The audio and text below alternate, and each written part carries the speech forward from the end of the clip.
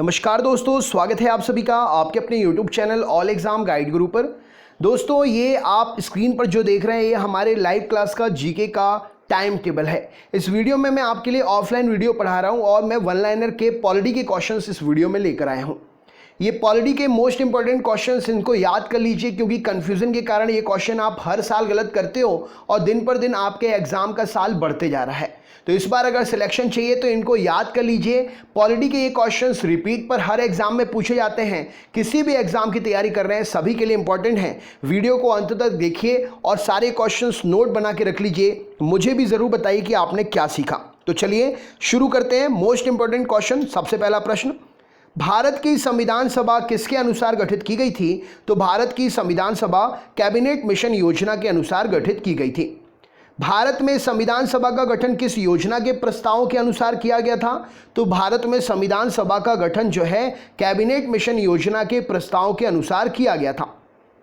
संविधान सभा का गठन कब हुआ था? तो संविधान सभा का गठन जो है 1946 में हुआ था। नेक्स्ट क्वेश्चन देखते हैं क्या पूछा गया है।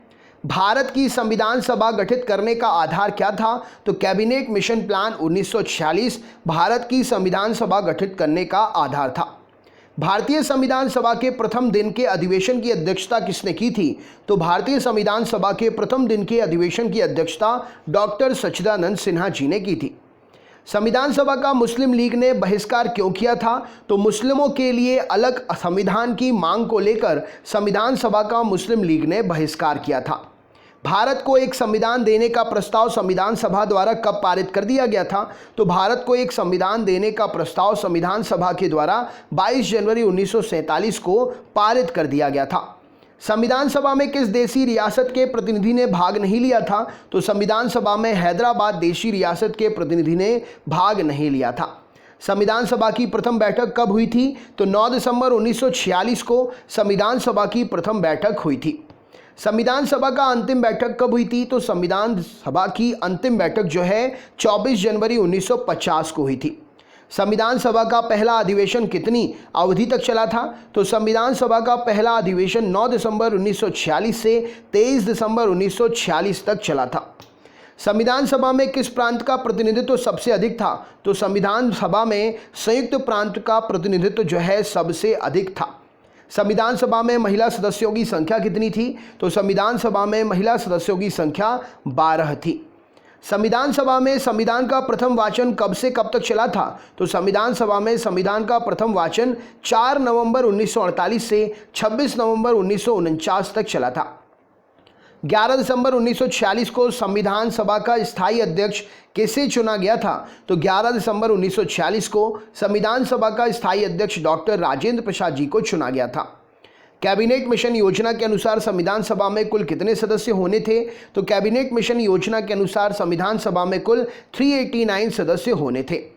देश के स्वतंत्र होने के पश्चात संविधान सभा की पहली बैठक कब हुई थी? तो देश के स्वतंत्र होने के पश्चात संविधान सभा की पहली बैठक 31 अक्टूबर 1947 को हुई थी। राइट आंसर हो जाएगा।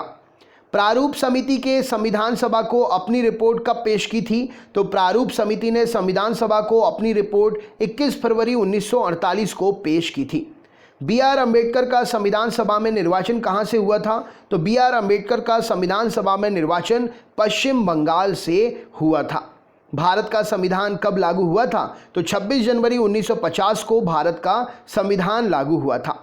संविधान सभा के गठन के लिए चुनाव कब हुए थे? तो संविधान सभा के गठन के लिए चुनाव नवंबर 1946 में हुए थे।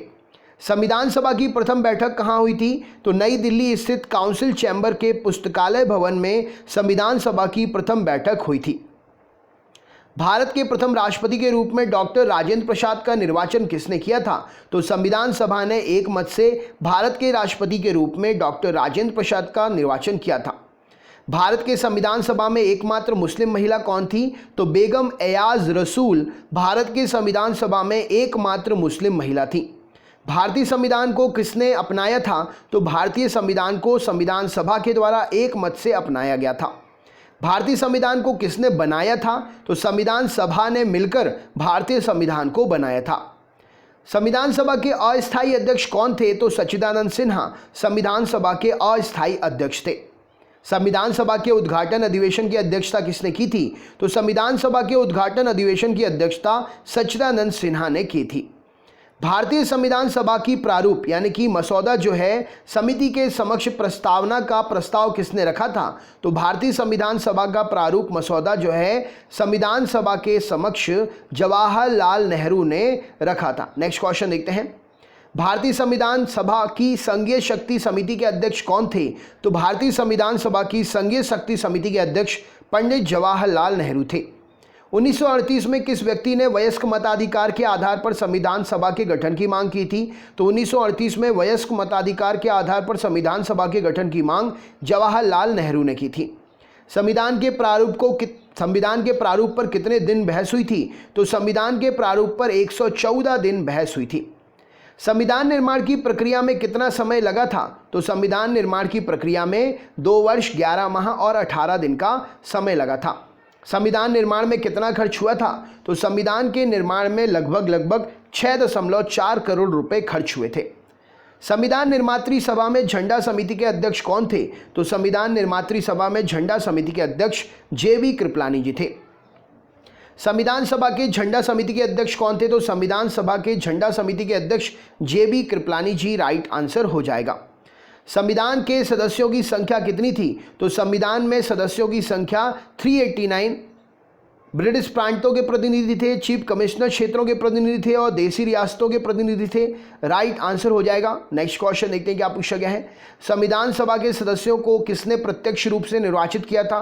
तो संविधान सभा के सदस्यों को प्रांतों की विधानसभा ने प्रत्यक्ष रूप से निर्वाचित किया था। नेक्स्ट क्वेश्चन, संविधान सभा के सदस्यों में अनुसूचित जनजातियों के सदस्यों की संख्या कितनी थी? तो संविधान सभा के सदस्यों में अनुसूचित जनजातियों के सदस्यों की संख्या 33 थी।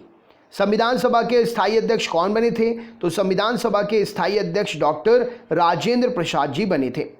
संविधान सभा को किसने मूर्त रूप प्रदान किया था? तो संविधान सभा को जवाहरलाल नेहरू ने मूर्त रूप प्रदान किया था।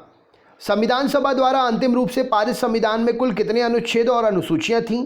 संविधान सभा के द्वारा अंतिम रूप से पारित संविधान में कुल 395 अनुच्छेद थे और 8 अनुसूचियां थीं। वर्तमान में कितने अनुच्छेद हैं और कितनी अनुसूचियां हैं कमेंट बॉक्स में शेयर तो करिए।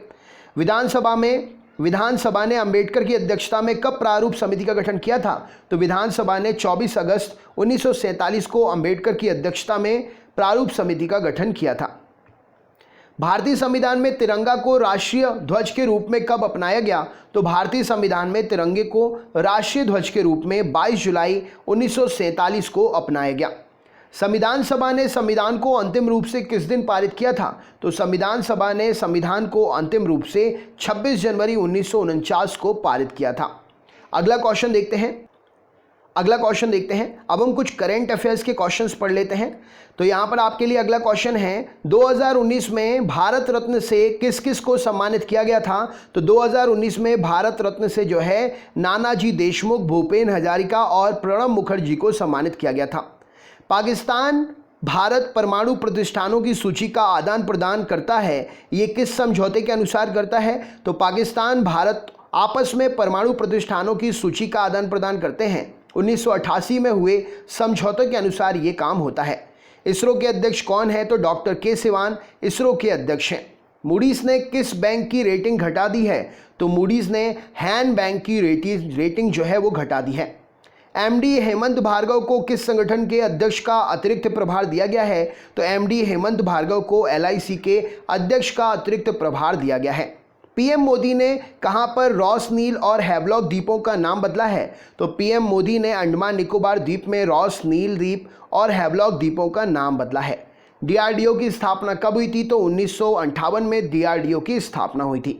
प्रधानमंत्री नरेंद्र मोदी ने भारतीय विज्ञान कांग्रेस का उद्घाटन कहां पर किया था? तो प्रधानमंत्री नरेंद्र मोदी ने जालंधर में भारतीय विज्ञान कांग्रेस का उद्घाटन किया। चीन के चंद्र रोवर चांग 4 ने कहां पर ऐतिहासिक लैंडिंग की? तो चीन के चंद्र रोवर चांग 4 ने मून पर ऐतिहासिक लैंडिंग की। सर्बानंद सोनोवाल कहां के मुख्यमंत्री हैं? तो ये असम के मुख्यमंत्री हैं। पाबुक क्या है? तो पाबुक एक चक्रवाती तूफान का नाम है। पूर्वी सियांग किस राज्य में है? तो पूर्वी सियांग अरुणाचल प्रदेश में है। अरुणिमा सिन्हा को क्या स्केल करने वाली दुनिया की पहली महिला बनी है? तो अरुणिमा सिन्हा जो है माउंट विसन पर चढ़ने वाली दुनिया की पहली महिला बनी है। राजदूत जेम्स जेफरी किस देश के दूत नियुक्त हुए हैं? तो राजदूत जेम्स जेफरी जो है अमेरिका में राजदूत नियुक्त हुए हैं। नेहरू विज्ञान केंद्र कहाँ पर है? तो नेहरू विज्ञान केंद्र दिल्ली में है। पोलावरम परियोजना के लिए किस राज्य को पुरस्कार मिला है? तो पोलावरम परियोजना के लिए आंध्र प्रदेश को पुरस्कार मिला है। तो ये क्वेश्चन आपके लिए जो मैंने कराए, इन क्वेश्चंस को एक बार और देखकर याद कर लीजिएगा। अगर वीडियो आपके लिए अच्छा लगा है तो वीडियो को लाइक ज़रूर करिएगा, लिंक को अपने दोस्तों के साथ शेयर करिएगा। चैनल पर अगर नए हैं तो चैनल को सब्सक्राइब करके बेल आइकन ऑन कर लीजिए, ऑल वाला नोटिफिकेशन ऑन कर लीजिए, जिससे हमारे चैनल के सारे वीडियोस आपके लिए मिल सकें।